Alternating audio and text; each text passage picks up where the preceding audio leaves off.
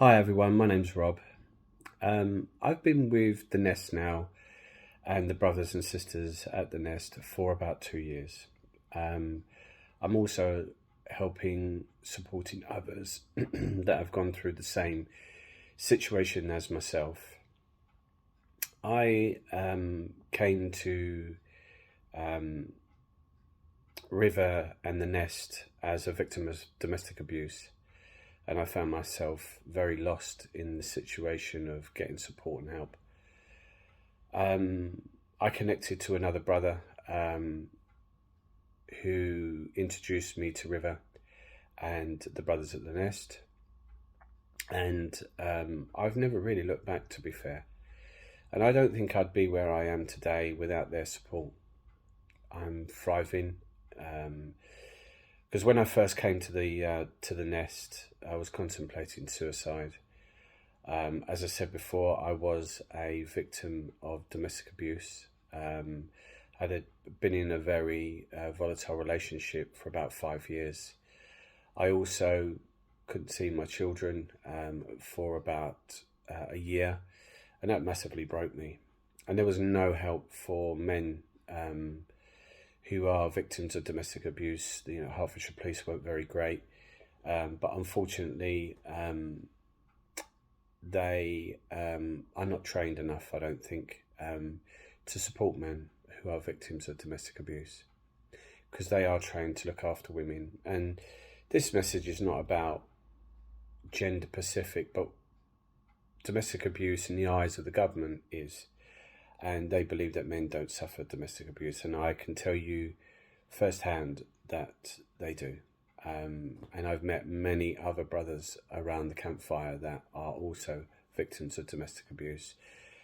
They all come from different walks of life. I've met some very fantastic human beings and become close friends, as I have done with River and Kimmy from the Nest. And I'm now giving back because my journey hasn't ended, and I still am suffering at the hands of my ex-partner, but I have that of the support and help of the Nest itself.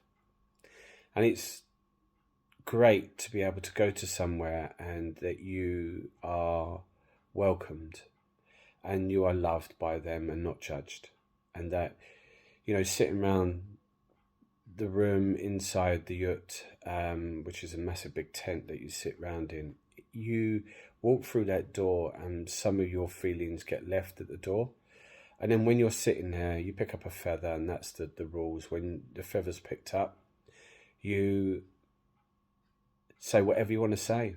And sometimes there's a theme and everybody speaks about the same thing, or there's a non-theme and you all speak about different things. But what is common is that there is people listening. It saddens me that the Nest has to move, but for good reasons, I'm sure. And if the work at the Nest doesn't continue, then people like myself would have got overlooked, and I probably wouldn't even been here. I believe that the work at the Nest has been and has physically saved lives. And without them operating on a daily basis, that you could just pop in whenever you are feeling low, or speak to Kimmy and River when they're feeling low, then there'll be nothing and nowhere for them to go, because at the moment the government's waiting lists are horrendous. They're like 18 months for any mental health support, and it's not a great place to be in, which is sad. But at Kimmy and River's The Nest, it's somewhere you can just go along, tell people how you feel, and feel the benefits of that when you walk away. And that's exactly what anybody needs.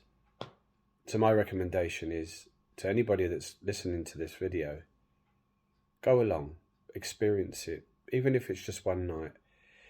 And let me tell you, the atmosphere and the ambience there is fantastic that River and Kimmy have created. It cannot be replicated. It is just something that they do, and they are good at.